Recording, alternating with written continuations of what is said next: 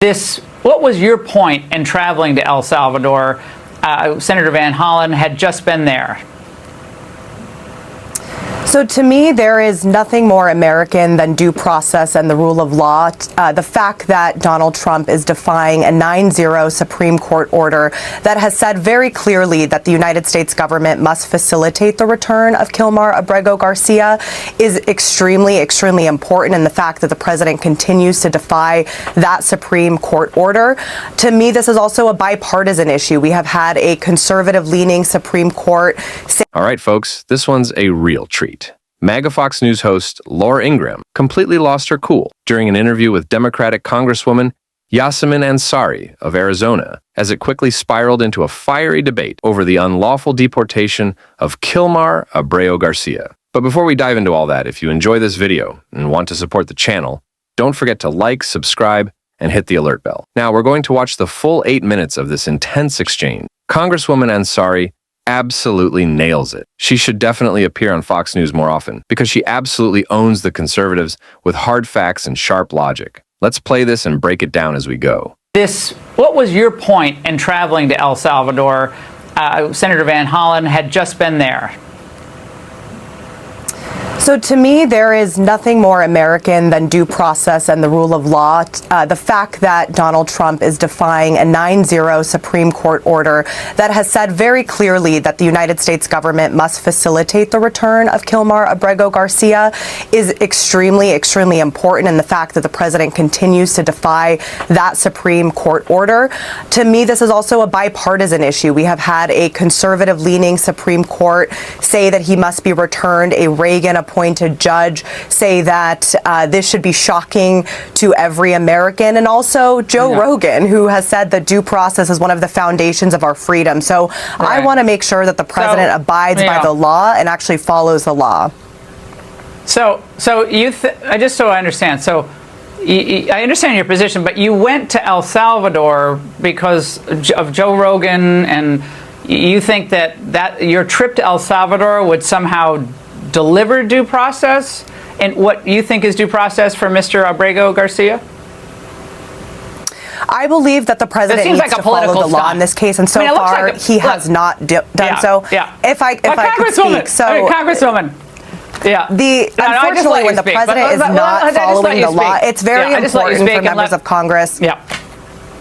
Sure. Okay. Okay. I didn't mean to interrupt you, but I think that we're talking over each other. Let me just ask a question, then you can answer. Okay? Let me ask a question, then you can answer. Sorry, it's annoying for the viewers. So again, you traveled to all the way to El Salvador, and there are obviously huge problems in Arizona right now. There's huge problems still with dealing with smuggling of drugs and individuals and all the carnage that left behind. But you went to El Salvador to basically make a political point. I mean, Van Hollen had just been there and just checked on the individual in question, and he was okay. You would admit that he was okay, correct? So we actually went with the lawyer of the family, who was very, very grateful. The family themselves put out a statement to say that they are grateful that we went because they are worried that the president is trying to brush this case under the rug. The president made very clear in the Oval Office he has no plans to follow the Supreme Court, and so we are not going to be the last ones to go to El Salvador and demand that the United States government take action. My constituents asked me to do this. Over the last 2 weeks, there's no issue that we have gotten more calls about, more messages about than this issue, because I represent a very diverse community, and people are concerned that if this can happen to someone without due process, tomorrow it can happen to a U.S. citizen, and that's exactly what the Supreme Court also is concerned about. So we will continue to advocate for this, and we will continue to advocate for the rule of law. I know a little bit about the Supreme Court and how that works there, and the word facilitate was, again, we'll see how this all works out, and I don't know how it's ultimately going to come down. But I am very interested in Democrats caring about due process for illegal aliens.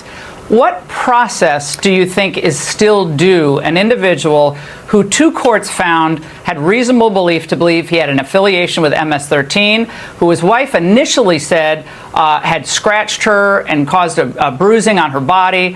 What process would make you feel like the Constitution and our framers' understanding of it would be fulfilled? So, Laura, you and I can disagree on, this individual in particular. I'm not here to really advocate for one person. That needs to happen in court. No evidence has actually ever been presented. You went to El Salvador. Now you're saying it's not about him. Of course it's about him. Due process. You went to El Salvador for a political stunt, and now you're saying it's not about him. It is about this case. Laura, it is about the rule of law. This is a bipartisan issue. It transcends partisan politics. That's why a conservative-leaning Supreme Court has said that Donald Trump must facilitate the return of this individual. This is very dangerous. We are turning into an authoritarian country, and there are Americans from all across the political spectrum who are deeply concerned about this. Again, my office has not received more calls about any other issue since I have been a congresswoman than this one, tariffs being the second one, and the lack of real logical economic policy. But the issue of due process. No, these are the economy. When we had a town hall the other night, this is the issue. All right, and the economy is a mess as well, unfortunately, under this administration. So before we go, Congresswoman, also in Maryland, I know American citizens and crimes committed against them might not be a top priority. It is for this show. An illegal alien from Guatemala was just charged with his girlfriend's murder in Maryland, same state, of course, Mr. Abrego Garcia is from. She was missing for 2 weeks, mother of 2 young kids. Police found her buried in a forest. Do you know about this story? Do your constituents care about those victims? And do you intend on calling that family, since Maryland residents are obviously a concern in some way, shape, or form for you and all the people of your state? I am appalled by any violence that takes place in this country. As a former city official, I have a very strong pro-public safety record, and that's why I believe in the rule of law, and that's why this case is so important. I think these questions are a distraction from the main issue, which is that Donald Trump is defying the Supreme Court of the United States, and every American should be concerned about this. Congresswoman, I know you can't mean that, and I'm not trying to play gotcha here. I know you don't mean that American citizens are distractions. No, their victims aren't distractions. You are changing the subject. Today we are here to talk about the lack of due process for an individual who is illegally deported from this country. That is the subject of this interview. Any other act of violence. But Congresswoman, I'm giving you just so everyone understands. Yeah, well, the violence committed by illegal immigrants against innocent Americans and legal immigrants has been appalling. It is devastating. Absolutely appalling. Any violence, and I wish there was one moment where Democrats acted like they cared about that. Well, apparently it's all collateral damage to Democrats who sat by with the open border.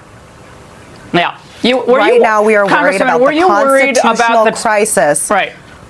Oh, the Constitution? We are worried about the constitutional crisis and the lack of this president following the Supreme Court. I'm sure you believe in the Supreme Court and you believe in the rule of law in this country. Were you worried when I know this is the progressive way of dealing with interviews where you just, I'm not trying to talk over you. I'm actually trying to get a question answered. I asked you a simple question.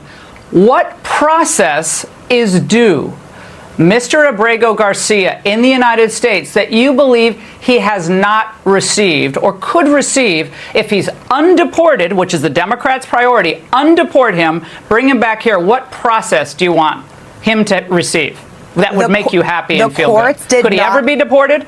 It's very clear. The Supreme Court says return him, and in court we can have a discussion about what action should be taken. No. This administration admitted they made a mistake. He doesn't matter to you. This administration admitted that they made a mistake. I don't think he matters to you, Mr. Garcia. I think this is a fact, Laura. Unfortunately, you're not sticking to the facts of the case, which is that I know the facts. Actually, he made a mistake. I've been very clear on the facts. Yeah, well, Congresswoman, if you want to come on the show, we'd love to have you back. I believe in the Supreme Court. But you don't, right, but if he's, I will just say this on the show and you can come back. Just wait, take a breath. If he comes back, let's say he is undeported, and the Democrats happy about that. If he's undeported, he will be deported from the United States. That will make you miserable, correct? That'll set off a whole new firestorm, because what you care about is an illegal immigrant's rights to be here ad infinitum.